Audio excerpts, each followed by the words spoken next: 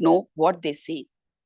They disrespect Shruti, Vedanta, and Upanishads and follow their own intellect and declare Niratma Tattvam, meaning non-existence. They depend on Niratmatvam and Anumana Pramana, meaning inference. Inference alone cannot take you to reality. They do not accept the Vedas as Pramanas. Shloka 32 states that Sunyavadins say that nothing exists in the universe. Even the knower of nothing is non-existent. Here, few words should be analyzed. Shunyamasīditi brushe. This is said in the mantra. This means nothingness existed. Two options are there. One is Sadyogam and the other is Sadatmata. To say that non-existence should be connected with existence is Sadyogam. The second option is that non-existence itself is existence. That is Sadatmatvam. Sunyavadis cannot say both as they are contradictory. In both, nothing is denied. The significant words in all of today's class are existence and non-existence. When existence is denied, you still call on existence. When you accept non-existence, you ultimately come to existence because the denial is there. Existence is there. You define existence as a foundation for anything that we think, say, act, imagine, and is founded in this generality of existence. Existence is the foundation of all the process. You try to deny God, and ultimately you end with God. So existence ultimately is undeniable. The Upanishad statement is Sadeva Saumyam Idam Agras Asid. Pure existence is the only reality. This can never be denied. That undeniable reality is Atma, is Brahman, that is you. Swamiji concluded with this. Hari Om Swamiji. Over to Swamiji.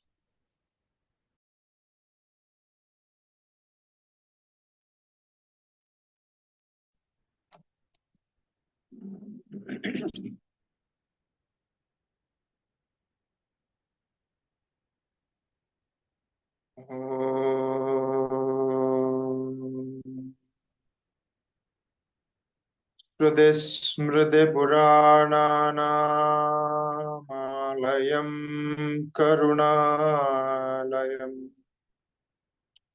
Namami Bhagavat Padam Shankaram Loka Shankaram Shankaram Shankaracharyam Keshavam Badarayanam Sutra Bhashya Krito Vande Bhagavanto Punah Punah Ishvaro Gururatmete Murti Bheda Vibhagini Yomavad Vyapta Dehaya Dakshinamurtaye Namaha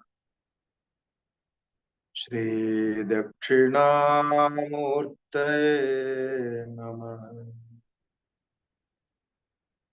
Om Namah Shri Shankarananda Guru Padambujanmane Savilasa Mahamoha Grahagraseika Karmane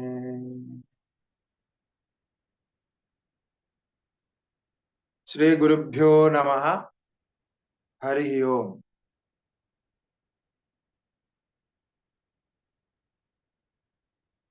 We were discussing about the existence and non-existence. The existence is one of the nature of Brahman. the essential nature of Brahman, that is existence. So existence cannot be denied, because the denial will end on existence only. So this is what we discussed. Now there are different school of philosophies. They say their own opinion regarding this. But the common sense says one cannot deny existence or the beingness of one's own self. So to say that nothing existed itself look like a contradictory statement. So this was the discussion. It is actually the main subject of Vedanta, profound subject of Vedanta, which we have an experience of. And when we feel ourselves existing, when I say I am, so this I am itself, direct experience of that Brahman, which has no second. It's a non-dual Brahman. In order to establish this, we have to analyze our own experience within. So this is the process.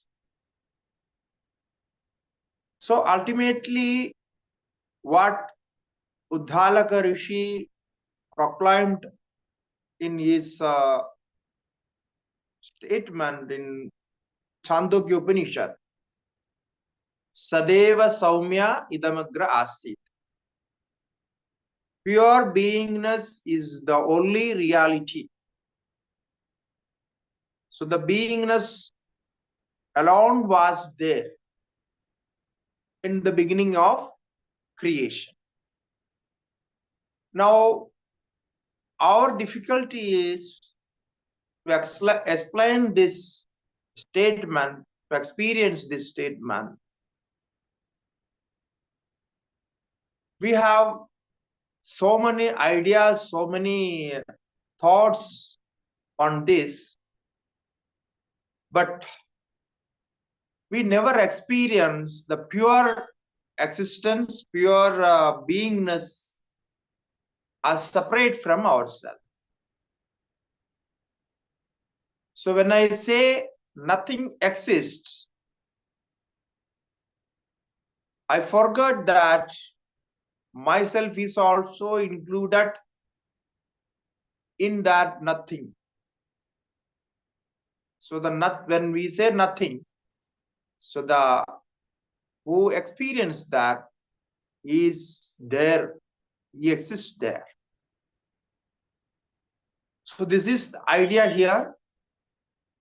Now we can take up the next sloka. Again, this contradiction of non-existence theory is established with an analogy to just make an idea to contemplate on. Na yuktastamasa suryo napi chaso tamo mayaha sachunyayor virodhitvat shunyamasit katham vata. Just follow the text. Here, Vidyaranya Mahaswami says, Nayuktas tamasa suryaha. Darkness cannot be associated with sun. So you cannot connect, you cannot even imagine darkness on sun. Why? Because darkness on sun as light is always contradicting. They cannot stay together. We can't even imagine that darkness and light stays together. It is impossible to even imagine. So nayuktaha tamasa suryaha. Yes, then that is one option that we cannot imagine that. Napicha asau tamomayaha. And you cannot say, no, tamomayaha. The sun is embodiment of darkness. Tamomayaha, sun is darkness. You cannot say that. Napichaso tamomayaha. So the sun cannot be connected with darkness, and you cannot say sun is the nature of darkness or something like that. It cannot be said. So similarly, satchunyayoho virodhitvat. Existence sat and non-existence shunyam. They both are similarly contradictory, so you cannot say about it. So satta shunyayor virodhitvat. One cannot conceive the connection of non-existence and existence. We can use words, choose words, existence and non-existence, but actually we cannot say the non-existence existed. How can we say that? Because that itself is contradictory. The non-existence existed. So why we are thinking about that? Because the existence is the core nature of the being. That is our nature, our Atma. So sat shunyayor virodhitva. Shunyam asit katham vada. Shunyam asit katham vada. To understand this, we have to take up little Sanskrit grammar. Here the Sunyam is the subject, Asit is the Kriya. Asit is the Kriya, is a past tense of is. No, we say Asti. Asti means is, and the past tense of is was. So Asid means Shunyam was. So Shunyam was there. So one has to say Shunyam means non-existence, non-being. Non-being was there. Now, can we say this? So therefore, Acharya asked, you are an intelligent person. You know the grammar of the language. You can say some meaningful things. But how you could be meaningful when you say that non-being existed before creation, or non-being is existing? So how this can be meaningful? So he's asking there, katham vada. So how can you say that without knowing that? So it is like self-contradictory statement. So therefore, Shunyam Asid Kathambata. So the language wise, when you say, people say, no, this is the limitation of language, that we are unable to convey certain ideas, certain profound ideas, some no, subtle ideas. That is the limitation of language. Now the problem is, if you can't convey an idea with a language, by the support of language, how you are going to convey? So you have to find some way. Now, our experience is that we are there. That is why I said, when I say there is non-existence, then what I am saying is non-existent, nothing existed.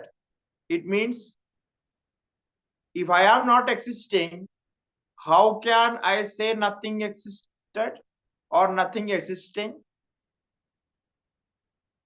So if I am, no, what I am saying, I have an idea, I have conceived it as a thought process, then only I can say it. So it cannot be denied, because the denier cannot be denied by the denier. So the denier cannot be denied by the denier. So the denier is always existing. So the non-existence cannot be there as existing. So therefore, non-existing was there cannot be said in words. That is why it is said Shunyam Asid Kathambate. So non-existent cannot be conceived at all. This last class also we discussed this point. So I don't want to go on that now, again taking up that point. But the idea is, one cannot declare, one cannot state that non-existence is there or was there, nothing. So non-existent cannot be conceived. Now, if it is conceived, you say, no, I know non-existence, I know shunyam. What is shunyam? So if it is conceived, if it is being conceived, then what does it mean?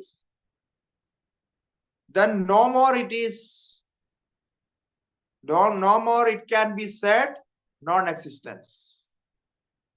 So when you conceive non-existence, then that is no more non-existence, it is existence. You see how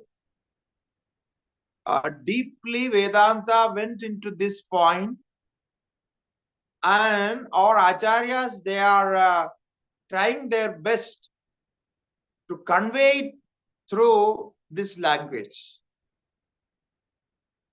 Only Sanskrit language can go this deep and convey you something about it. No? Because it has a perfect grammar, and it is controlling the language completely. Therefore, communication is very easy in Sanskrit, because language has full control over the ideas conveyed there.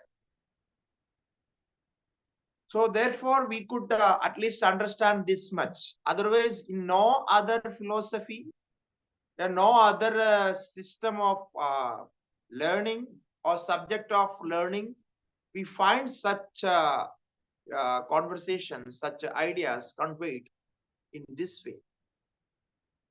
So therefore, Now we can declare that non-existence cannot be there because non-existence cannot be experienced. Only we can say it like this. No, we can only discuss like this. Actually, there is not non-existence idea conceived. Last class also we had discussed so much about it, but still, you feel that something came to us, and now we don't know where it went. No, you feel that yes, we had a good Vedantic class on Pancadashi, but I don't know what you conceived, how you conceived, because we talk about non-existence and existence. Existence is always there. It is not a subject of discussion at all, because Atma is always there. Your being is Atma. So there is no meaning of discussing on your own being. So that cannot be a subject of knowledge, right? Because it is already there. You are not changing it, you are not losing it. And of course, I think all of you never thought about this. Therefore, you don't have any doubt on that. Doubt in the sense, if sometimes you think about your existence, you may have what is my existence, how is my existence, and all those, but you never thought about it. Therefore, you don't have any doubt, any confusion. So there is no need to answer that. There is no need to resolve that. If there is any confusion, we have to discuss on that to clear the confusion.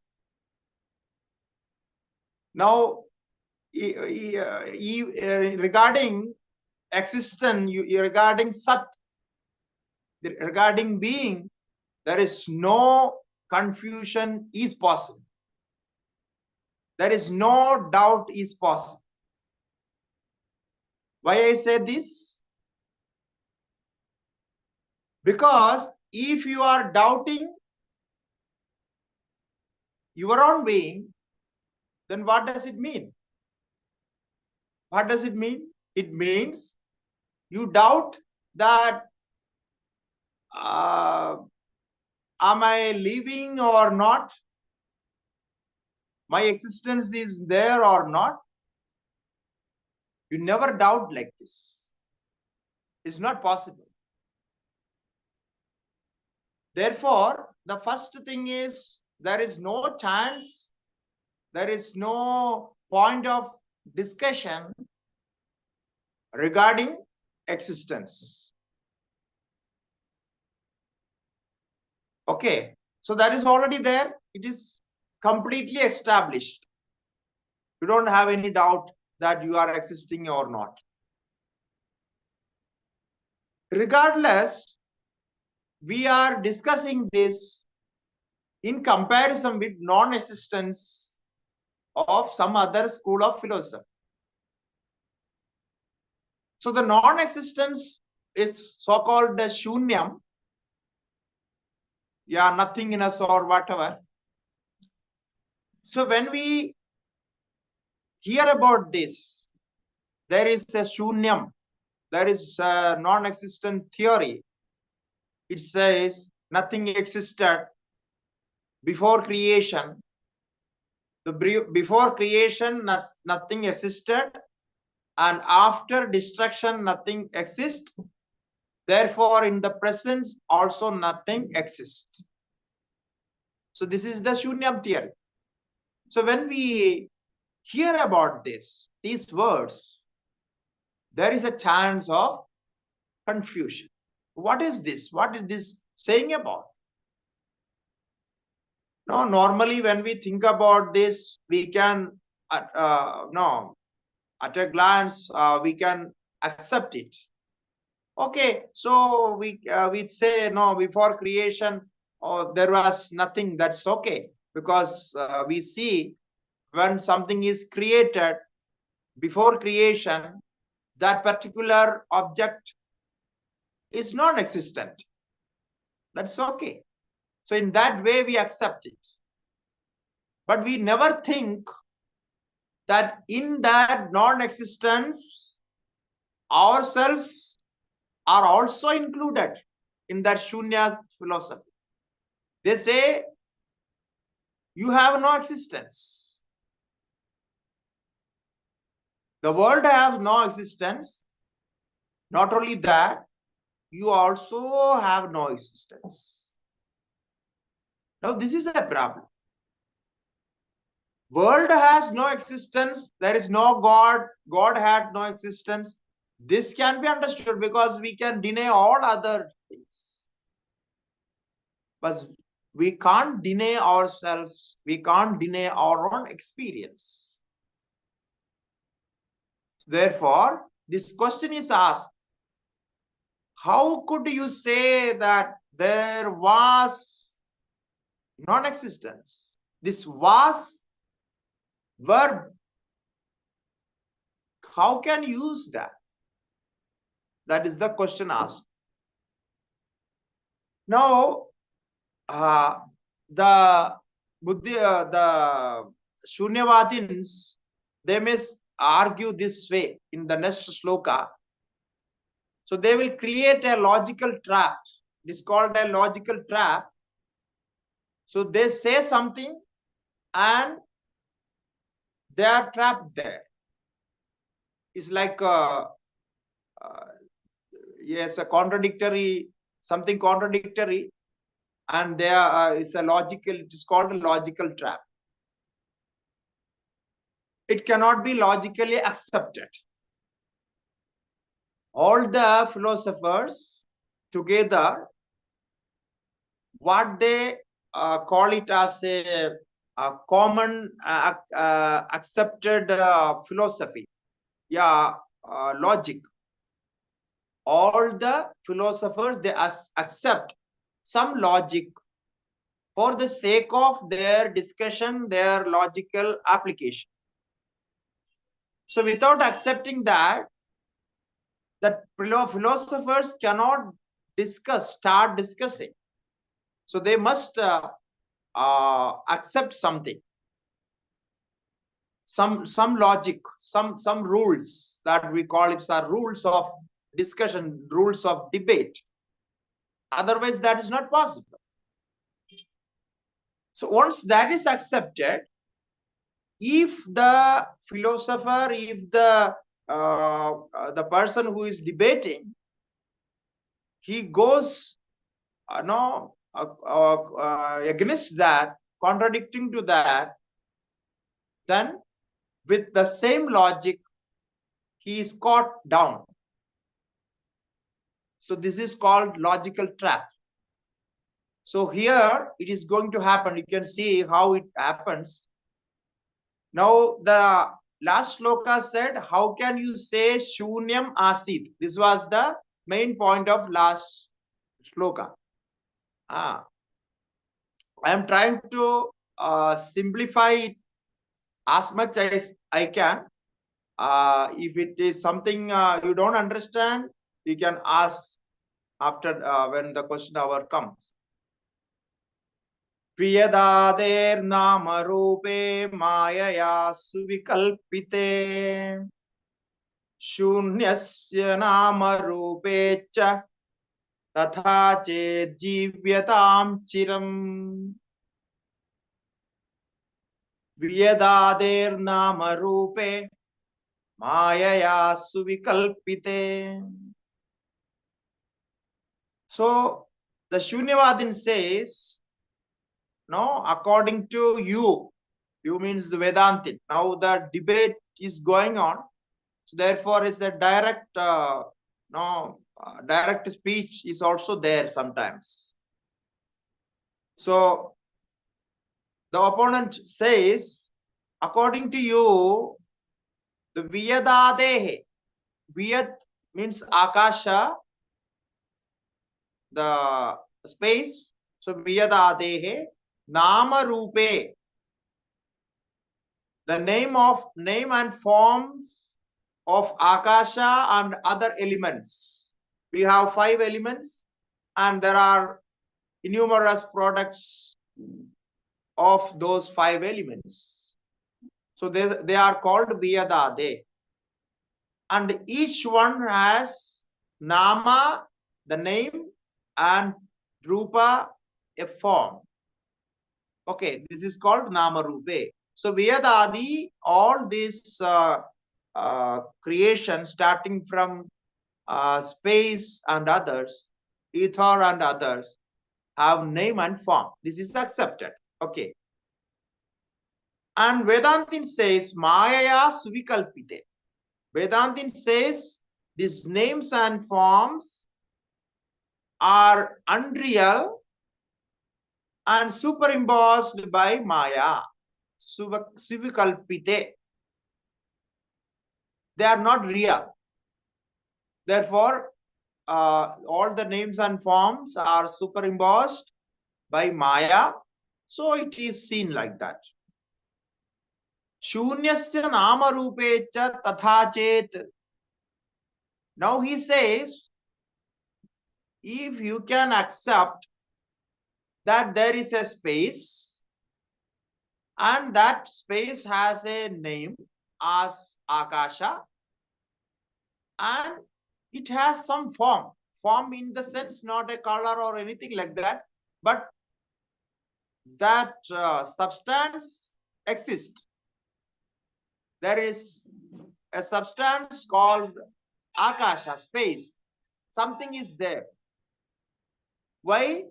Because you have a name. If you have a name,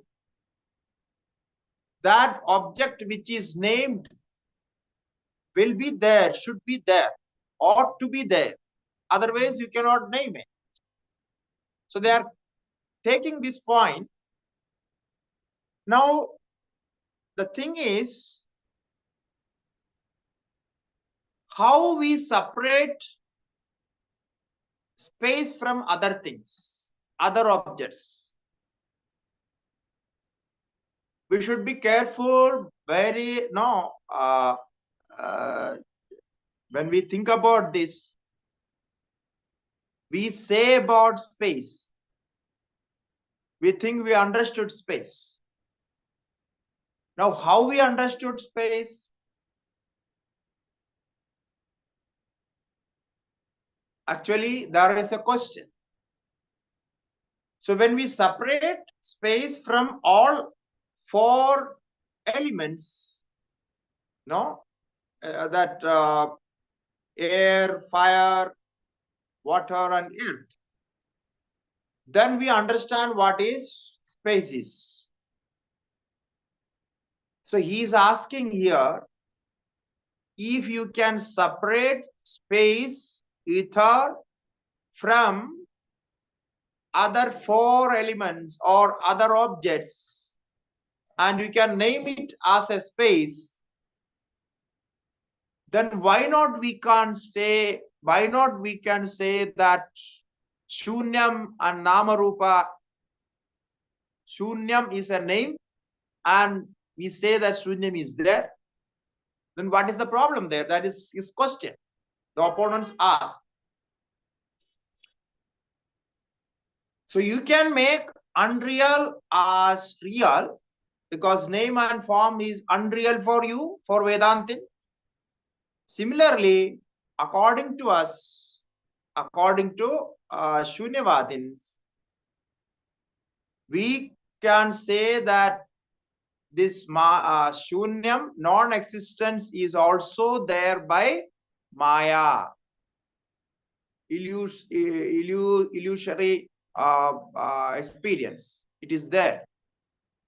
So the same logic we use. That is what it says. Now, Vedantin cannot deny that they accept space because space is there. Akasha, Akashat, Vayu, Vayor, Agni. So we have this. So we accept space as an existence. So then the opponent says, how you accept space? We accept non-existence shunyam. So that is the similarity. So if you can conceive space and say this is space, this is the characteristics of space, and I understand space. If you can say that, why we can't say that shunyam exists? No. So this is the argument. Now, here there is a problem. In space, we can call it reality or real or unreal. But space is an existence. It is a positive existence, but we call it positive. But when we say shunyam, shunyam means nil. It is non-existence. It goes opposite. It means it is negative. So the positive can be accepted by some imagination, some comparison. By inference, we can accept such things. If it is positive, positive in the sense, if it has an existence, if it is a subtractive, if it has a quality, if it has some action or something, it is well accepted. There is a possibility of acceptance. But in the case of shunyam, since it is negative, it is called a non. So non-existence. So one has to deny the existence. So remove negative non, negative as non, N-O-N, and then what remains? Again, the existence remains. So what does it then? What does negative means? Non means it is not there. So remove the negative part, then what remains is existence.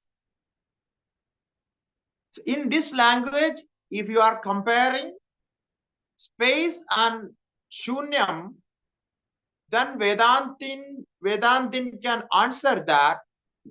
Then you are coming to our way.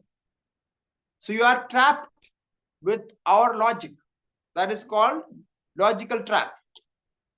Now he accepted that space, the existence of space, and then he says,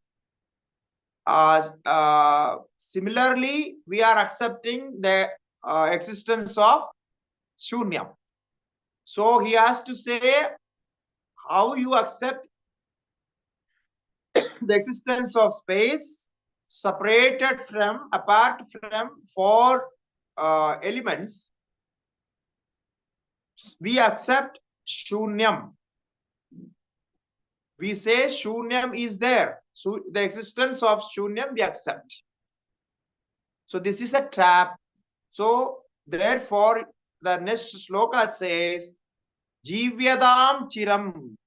If you accept like this, may you live long. It means you have come, you are already in our way. You have come to our way to say that non-existence exists. Like like Akasha. So now if he is not accepting Akasha, he cannot compare with Akasha. Now you see the trap. If you can understand this idea, it is the logical trap, how the idea is trapped. Now, when I compare with something, I have to accept the existence of that which I compare with.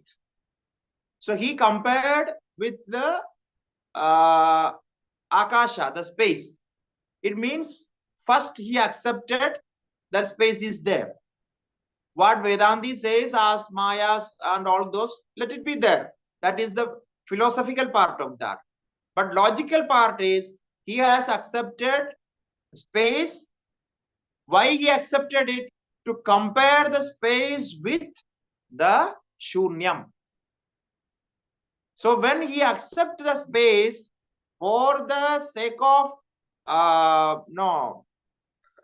discussion, or for to sake of the as a argumental statement, he accepted it, then it means there is no shunyam, because you are comparing shunyam with Vyat. So Vyat is already there. If Vyat is not there, the Akasham is not there, space is not there, how can you compare with that and say that shunyam is there? You understood this? This is called the trap. So you cannot bring, when somebody discuss about shunyam, he cannot bring any idea, any analogy, anything that which exists. Because if we compare it with that, what does it mean? That analogy exists. That example is what is there, the object. That object is there. Substance is there. Otherwise, how can you compare with that? Now, one cannot compare shunyam with shunyam. One cannot say non-existence is like non-existence. It cannot be said. If you want to compare non-existence, you are bound to compare non-existence with existence only. Right? Because he wants to prove non-existence. Now, in that case, the non-existence cannot be compared with non-existence. You cannot say shunyam is like shunyam. You cannot say sun is like sun. You cannot say water is like water. Then there is no comparison. Therefore, if you want to compare, you have one has to say that this existence, this non-existence shunyam is like your space. Now space is accepted as existing. The philosophers accept that. All the Nayayikas, Vaisheshikas, Sankhya, Yoga, and Vedanta, Mimamsa, and Jaina, and other school of Buddhists, they all accept space. Only this Shunyavadin, they don't say space is separate entity. So therefore, this is totally it doesn't make any sense. It is meaningless to say that Shunyam exists. So this is the idea conveyed here. So the last word, the answer was from Vedantic position, Jivyadam Chiram. Jivyadam Chiram means if you are saying like this, now then you have accepted the existence and you are on our way. So may you live long. It's a praise. It's a praise for the statement. So you have fallen into this logical conclusion. So you have accepted our own logic, our own theory. So this is what it is said. Now, the next sloka is continuing with this. Sadopi nama rupe dve kalpide chetadavat putredi niradishthano na brahma kvajidikshate. Satopi nama rupe dve kalpide chet Tadavata kutredi niradishthano na brahmaha kvachit ichyate. Satopi nama rupe dve kalpite chit. Now, when Vedanta says Sat, okay, Sat, what does it mean? Sat means existence. Now, Sat is also a name. We can call it as a name, Sat. Okay, like Sat Chit Ananda. So we have like Sat as a name. It may be attributed, but it is a name only.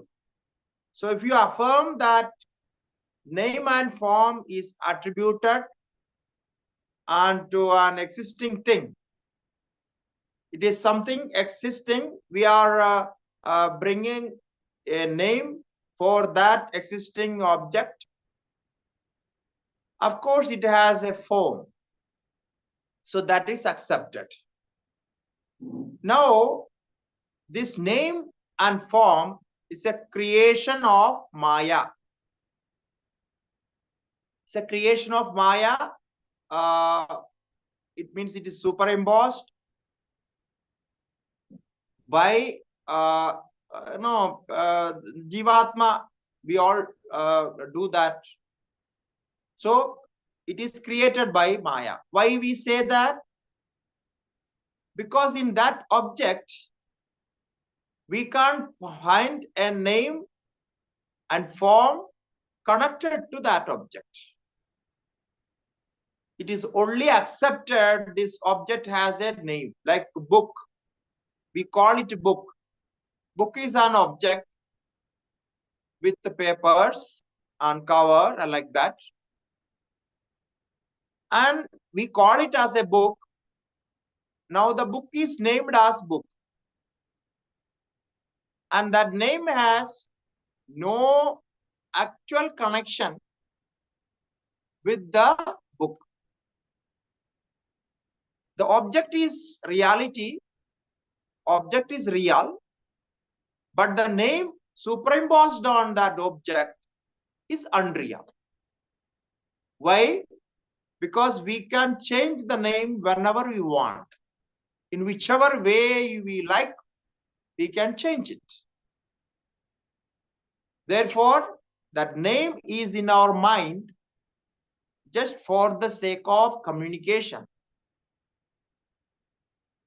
It's we call it as empirical thing that we just need some names and forms just to see that, just to make the communication possible. Therefore, it is superimposed. Now, nama rube dve ched tada, it says, then tell us what is the substratum upon which Maya creates names and forms. Now, to create the names and forms, it needs a substratum, an adhishthanam. Without a substance, you cannot see, you cannot perceive, you cannot conceive, you cannot call with a name if there is no substance. So therefore, something should be there. So kutraidi niradhisthano na brahmaha kvachidikshate. Though the names and forms are superimposed, but we say without a adhishthanam, without a substratum, names and forms cannot be superimposed. Where there is superimposition, attribution, there the object, the substratum is there on which we attribute something. If the substance is not there, you can't attribute. So, kutra iti niradhisthano na brahmaha kvachidikshate. Therefore, in our case, though we call it, though we say all names and forms are the creation of Maya. This is all philosophy. We say that. We have logic. We logically prove that. But we have a substratum on which the names and forms are attributed. That is important. On the contrary, in the case of Shunyavadim, they have no substratum as such. They don't say about it. We deny names and forms as unreal. We never deny names and forms as non-existing. There is a difference between this. We say names and forms are unreal, right? But we don't say names and forms are non-existent. So there is a difference between unreality and non-existent. So non-existence means it never exists in any form. Even it is not superimposed. It cannot be superimposed if it is non-existence. Therefore, this difference is there with the Shunyavadam and Vedanta of Maya philosophy. Therefore, Maya philosophy is based on a substratum, the theory of substract. So we have some stuff there. Without something, we can't say anything like that. It is not illusion. Even we accept it as illusion. Illusion also needs a substratum. Otherwise, illusion cannot happen. Some illusory principle should be there. So on which that happens. That principle is the substratum. If you want to imagine something, even the imagination needs an object, unidentified object, or unmanifested object. Something should be there for even for an imagination. So without a canvas, you cannot sketch a picture there. You cannot paint a picture there. You need a canvas there. Though the painting will cover the canvas and you will not see the canvas, only you see the picture drawn there. But still the canvas is there. Similarly, the names and forms are based on some substratum, something. So that is called Brahman. That is called Satchidananda Atma. So we have Sat as a ultimate reality, ultimate existence. So that is the difference between the illusory theory of Buddhism and theory of Maya. So illusory theory, they don't accept any substratum there. They say everything is illusion. There is nothing called as substract. But we say the substratum, the adhishthanam is the reality. On that, the illusion, the many forms of illusions happens. So it is continued. Sadasidi shabdartha bhede vaigunyamapatet abhede punarukti syat mevam loke tathekshanad. So on this, again the Shunyavadins, they argue this point. The next argument is from their side, then the Vedantin will reply. So both are there in the same shloka. Now they say Sada Asiditi Shabdartha Bhede Vaikunyamapatet. Now you see, they have taken an interesting point grammatically.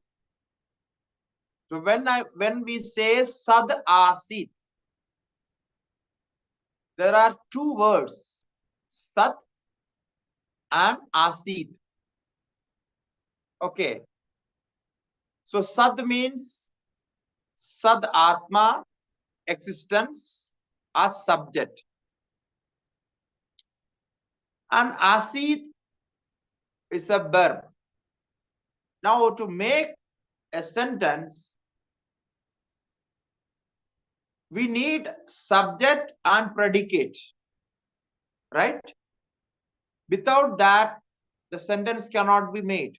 So now you have to remember the grammar you studied in your schools. Okay. So subject and object, predicate, all this theory. Now he says, now the Vedantin, they have this wording like Sad Asid. Sad Asid means existence was there. This is a simple translation. Existence alone was there. Sad Asid. So this is there in the Vedas. It is there in Upanishads. So this is existence is Brahman. So existence alone was there. Sad Asid. So now we have used two words. Then he says Shabdartha Bhede. So you have used two words, Sat as existence and Asid as verb, was. Asid means was. If the two words are different, then your theory of Advaita, non-duality, is gone. Because now you have two words with different meaning, different objects, different meaning. So Shabdartha Bhede, he says, if these two words meanings are different, Shabdartha Bhede, then Vaikunya Mahapate. Then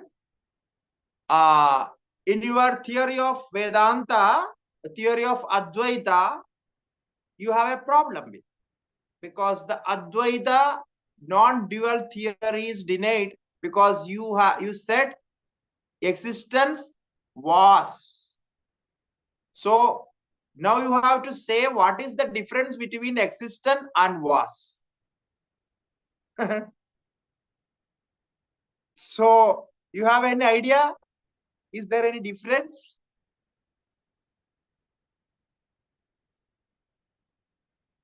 Now Sad was, existence was, or the Shastra says Sad eva asid, existence alone was there.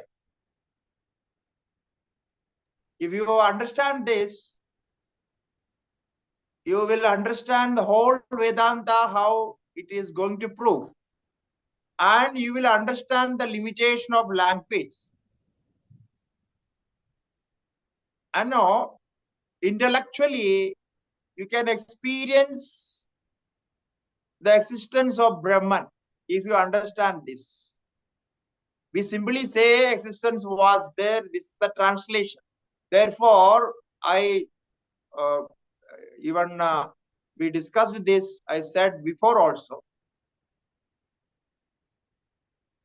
Merely reading the translation of Vedantic textbook, one cannot study Vedanta. The reason is, when you see the translation of such wordings, you will not get any idea what does it say, why it is said. So why we are discussing so much of this existence was there, existence is there, and non-existent exists. So why we should discuss all this? No, When you read this portion, if you have English translation or any other translation, you just read it. You don't understand why they are saying about this. This has actually no meaning. It is meaningless wordings. But the opponent says, what you said is wrong because your Vedanta is wrong. It says Sadasi, and if existence and was is two different words and two different meanings, then you are caught with duality. Now you are trapped with duality. Now you see how the argument goes. The last trap was for Shunyavadi. Now he is giving a trap, is making a trap for Vedantins. So it's a big trap for Vedanta. So we have to say something. No, when we say something, there must be 1, 2, 3, 4 words. Some words should be there. Otherwise, how can we argue like that? How can we say? And this is the purest form of language, what we are using here. Because without name, without subject and object and all those, just we are catching the direct translation, direct meaning of the word. So Sad Asid, Sad is Sad, as we can say as translation as being or existence. So Sad Asid, Asid means was. The past tense of is called was. So he says, now you have used two different words. It must hold two different meanings. If it doesn't holds two different meanings, then you are repeating the same, no? You are repeating the same. That is also a big mistake. You cannot say existence was there, was existence there, there is, and there was existence. So you cannot say all these words and repeat it. What does it mean? I say existence was there existence, and there was existence. What does it mean? All the 4 words has the same meaning. And this is called as tautology or something. This means a repetition of the same word, with the same meaning. That is also false. That is also a mistake. So if you accept these 2 words has different meanings, that is also wrong for you. That is also doesn't fit with your philosophy. And if you say, no, this existence and was both means the same, then also you have a problem that you are caught with the repetition. The mistake as you are repeating the same idea, same word again and again. This is a verse. The philosophically it is not accepted. So that is what it says. Sadasididi shabdartha bhede vaigunyamapadet abhede tu abhede punaruktisya. Abhede means if you don't accept the existence was in these 2 words, you don't accept their meanings are different, then it is punarukti. It is duplication or repetition of the same word. So it cannot be accepted. Abhede punaruktisya maivam loke tatheshana. Then the answer comes, oh, this is not a big problem. The Vedantin says this is not a big problem. This we can solve it. How we solve it?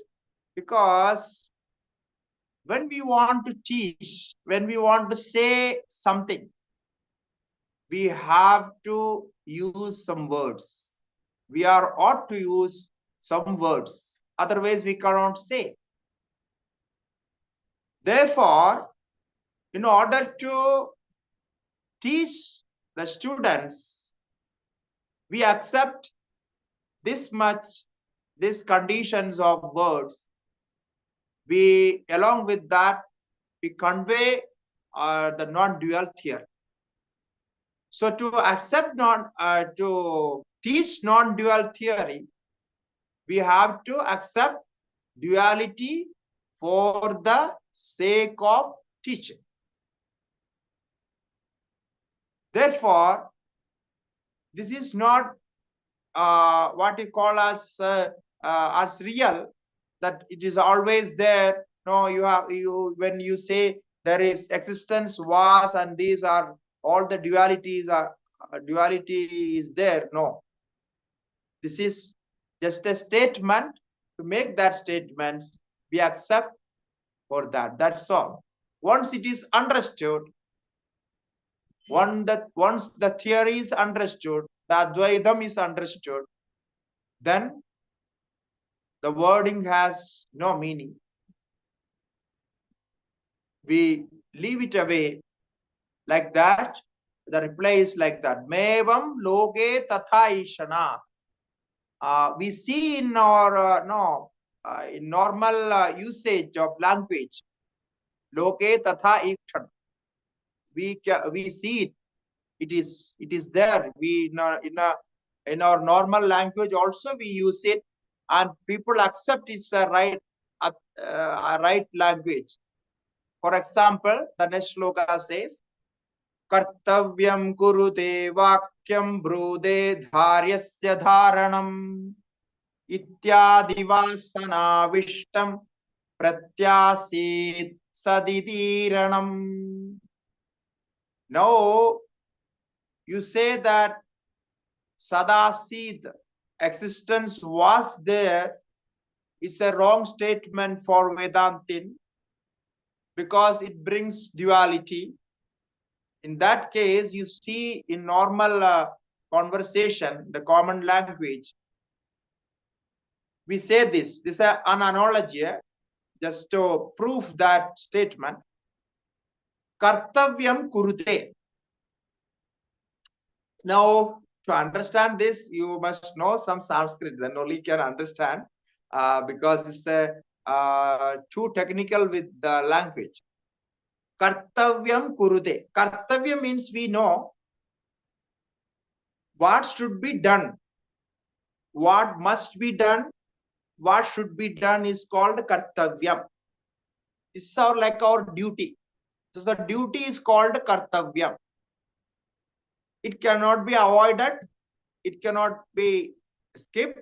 You must do it. That's called kartavyam. So the kartavyam means deed that you have to do. Okay. So kartavyam kurute. Now the verb uses. So the deed is done. Okay.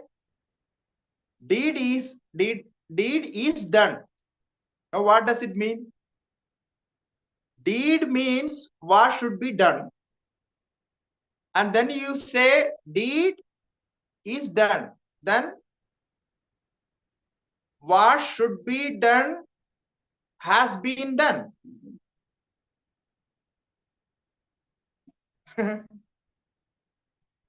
So we use this that. So what should be done is done. What should be done has been done. So the word here is what should be done is the first word, and is done or the second word. Now we have used two done. D-O-N-E. Okay. Or in other word, if you want to say deed, you can use the word deed. Deed means also what should be done. Okay. So deed is done or deed being done. If you say passively, deed being done is being done. So you have done, you have it, two dones. So this is normal language, we use it. So what is the problem there? So similarly, existence is there or existence was, we can say it in normal language. It is not a mistake. And what is being done is also fit to be done, to be done. So there is no difference between to be done and what is being done. So the verb and the work what is being done has no difference, the same thing that is there. Now the other word, if you want to know more, okay, because it is too difficult to catch it. Huh? You feel it, even though we use it, we don't think about it, therefore we don't know how we use it. The next example is Vakyam Brude. Now Vakyam means, what does it? Vakyam means speech. Okay? Vakyam means speech. So Vakyam Brude means Kriya. Brude means says, he says. Now it is very difficult to translate. If you want to translate, you can translate speech is spoken. Vakyam Brude. Speech is spoken. Is this sentence is right?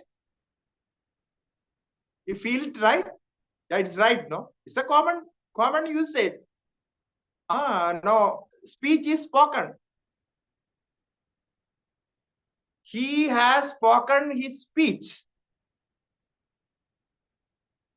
He has spoken his speech. This sentence is right because he spoke. He has spoken. That is all. So this, in these sentences, we use the same thing, same idea repeated. So there is no two words. Like speech is something different, and the spoken, the verb, the participle form of verb is something different. There is no difference between speech is spoken, but we say speech is spoken. To just convey that particular idea. So similarly, dharyasya dharanam, the same thing. A burden is borne. Dharyasya dharanam. A burden is borne. So similar words we use, and this is a common language. Therefore, the Vedantin says we can say existence was there, sadasit. Existence alone was there in the state of creation, before creation, prior to creation. In that state, existence alone was there. Okay. So, ityadi vasanavishtam pratyasit saditer iranam. Similarly, the people who are jijnasus, who are the seekers, they have a language formation. They understand a certain type of language. When the speaker wants to speak, he should follow that pattern of language, that style of language. Otherwise, the listeners cannot understand, the seekers cannot understand. Therefore, now if the Vedanta wants to say, oh, my student, the Guru says, no, he wants to teach that only existence was there before creation. He is not trying to use the all is, was, and all those. So what he could say, he could only say, oh my student, oh my boy, before creation existence. He's not using is, was, anything like that. Before creation means that's okay, because he wants to convey the idea before creation. So before creation, existence. Now, if he say this much, what does it mean? It doesn't mean anything. He has to say, oh, my brilliant student, you understand that before creation, only existence was there, or existence alone was there. So this much he has to say. Then the student will receive that. So therefore, this is the limitation of language. We can't avoid it. So ityadi vasana vishtaha. That person who is a seeker, he is with all these tendencies. He has a particular style of language he understands. So ityadi vasana vishtam prati asid sadiranam. So the Upanishad says to those who understand a particular style of language, so keeping the minds of those persons, the Upanishad says Sada Asid. Otherwise, Upanishad could say existence, Sad, that's all. Now you be quiet, existence. Now what does it mean? So it cannot say like this. Therefore, our Upanishads are very brilliant, very dedicated in this teaching. They have so much love for seekers like us. So they bring out this knowledge with some language formation that we have to understand by from our teachers, from our tradition, how it should be explained, how it should be understood. Because the experience, the reality is so profound that one has to apply his mind and intellect at most, the maximum possible, in a subtle way. So much concentration you need.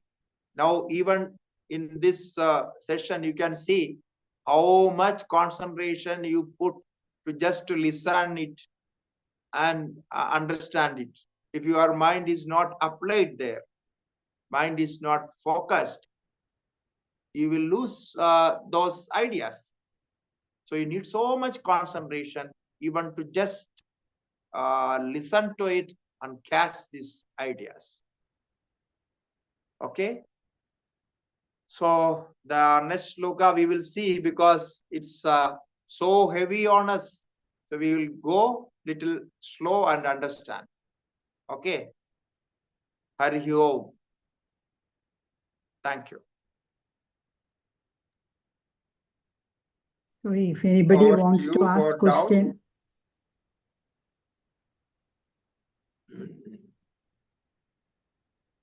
please raise your hand, unmute and ask question.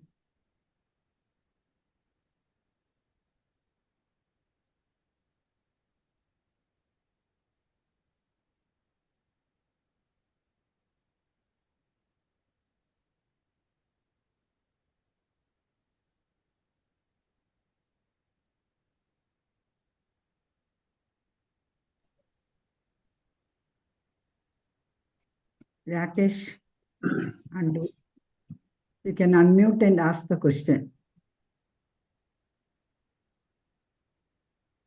Hari Om Swamiji, Namaskaram. Hari Om. Swamiji, as you said that Maya is unreal and Maya gives a name and form, but something should exist there, which is given name and form. So is it like the Avran and Vikshep Shakti? Like we see a rope and we presume it to be a snake. So is it like that? Can you explain?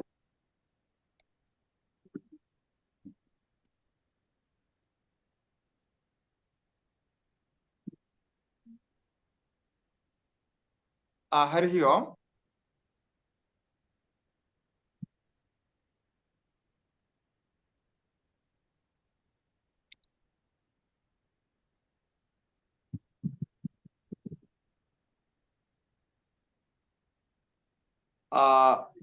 Can you repeat the last part of the question? I could not get that or those words. Yes, yes, Swamiji, I say that like it is Avaran and Vikshep Shakti of Maya. Like we see yes, a rope. Avaranam and Vikshep Shakti. Okay. Yeah.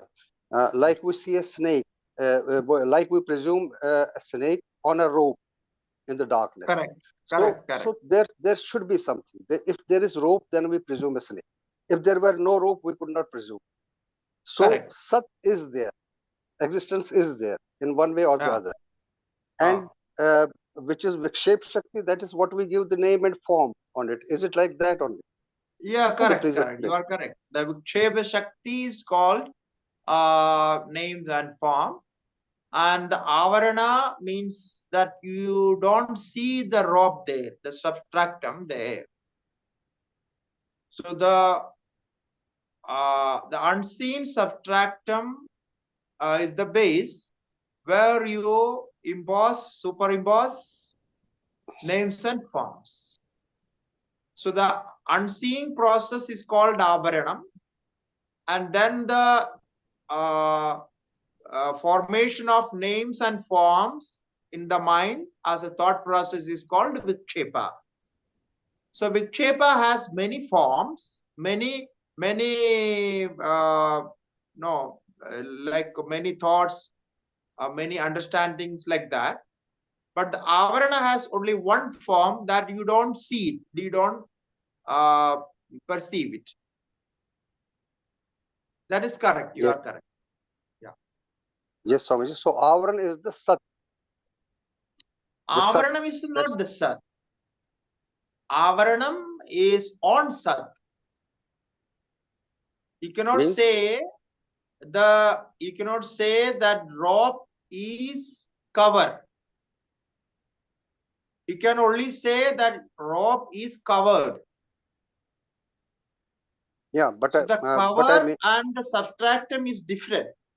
It must be different because cover is not a separate entity. Cover is there with that something. So when you say I don't know, I don't see, the not seeing is not a separate entity unless it is connected with a substratum there. So you see some object, you don't see some object or something like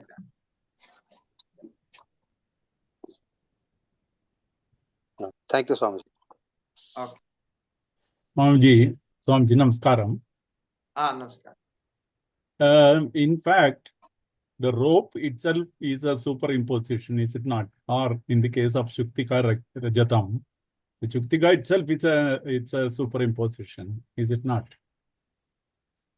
No. When we take as an example, we have one substratum as comparative reality and the other form is embossed there. When we take the example of rope and snake, the rope as a comparative reality, it is a substratum, and the snake is superimposed there. There we don't say the rope is also superimposed. No. It is compared to another, you can say that. If you take the original cause of that rope, it can be said like that. But when we take an analogy to convey some idea, especially the superimposition theory here, there we don't say the substratum is also superimposed. It's not right. The substratum, in that case, in that condition, it is not superimposed. That is reality. We call it comparative reality. But the embossed is embossed always, superimposed always. So that there it goes like this. Ultimately, when we want to say the ultimate reality, ultimate theory, we want to apply it, but we call it Paramartha Satta. So in that case, in that stage of understanding, we say all the substractums, the so-called manifestation of Maya is superimposed. That on that standpoint, we say that from the ultimate reality standpoint, Paramartha Satya. So we call it Paramartha Satya and Vyavaharika Satya. So normally, when we take an example for our examination of some particular idea, in that case, we call it as Vyavahara Satta. It's an empirical reality, relative reality. There we talk on that only. Otherwise, it's too difficult to understand or confusing. So we have to stand on something and say about it. So, like that. Okay? Yes.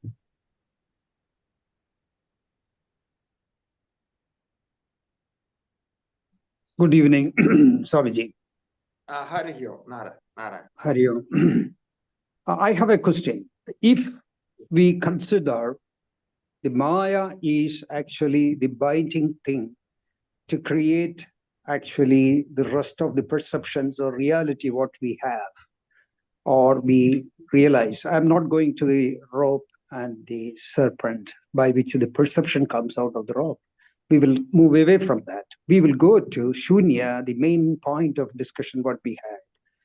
Shunya and the space, time, and the reality, I will put it as Dravya. So the matter.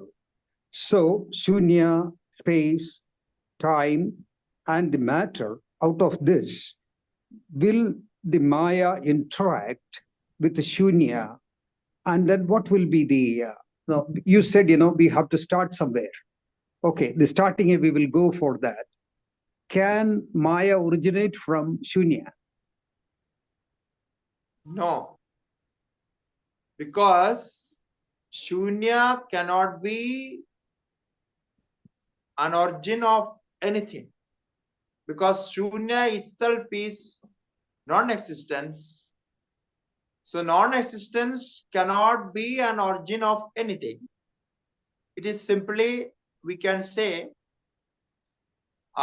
we can't produce an apple from non-existence, and we cannot call it an apple if it is produced from non-existence. So similarly, if Shunyam is understood as they say, as non-existence, then it cannot be a source of production of anything. How then in that case, how would the concept of Shunya itself? Yeah, that is called, it's actually Shunyam. They say Shunyam is not even a concept. It cannot be even accepted as a concept.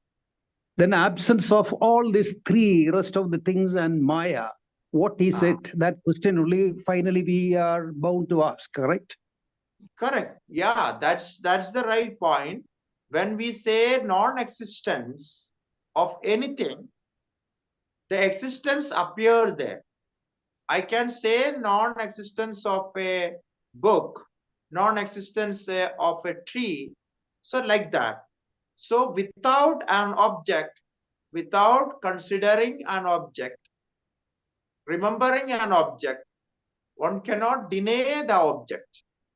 So the denial will bring the counter opposite of that.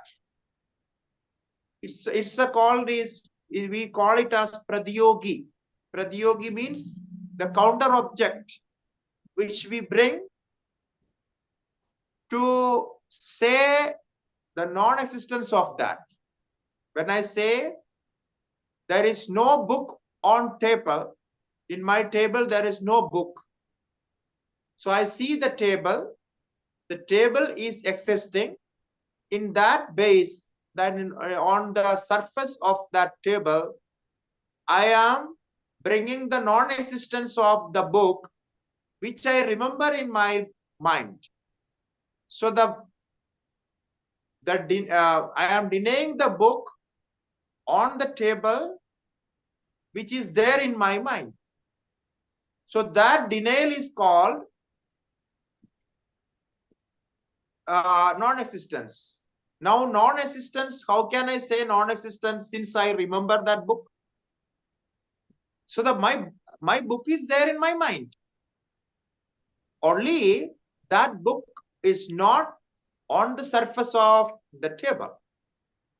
So I am denying that the book which is there in my mind, which is existing in my mind as a memory, the form of memory, it is at present, it is not there in the particular table which I am seeing outside, an external object. So the internal object is not there on that external object. This is what the so-called denial, what we deny every time, we remember the object and deny. So for Shunyavatin, they don't even accept this point. They say there is no remembrance even of Shunya. And therefore, we have to say they are saying about something which is not conceived even by them.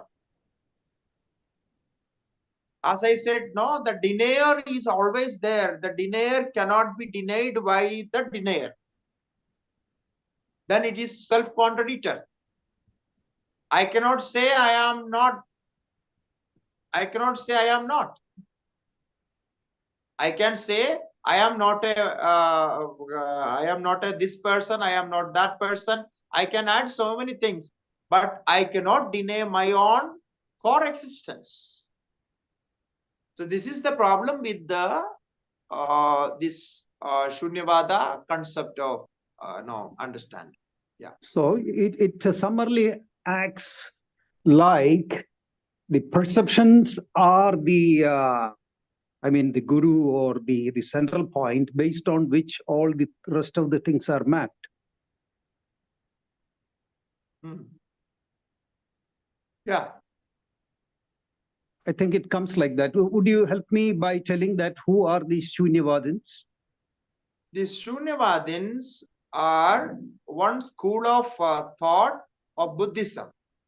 Buddhism, okay. Buddhism has 4 schools. Last time I have shared a book. I think you have seen it. They have a book. It's called the Madhyamika Karika. Madhyamika Karika of Nagarjuna. Oh, Nagarjuna. So the Madhyamika school of philosophy, they have this Shunyavada.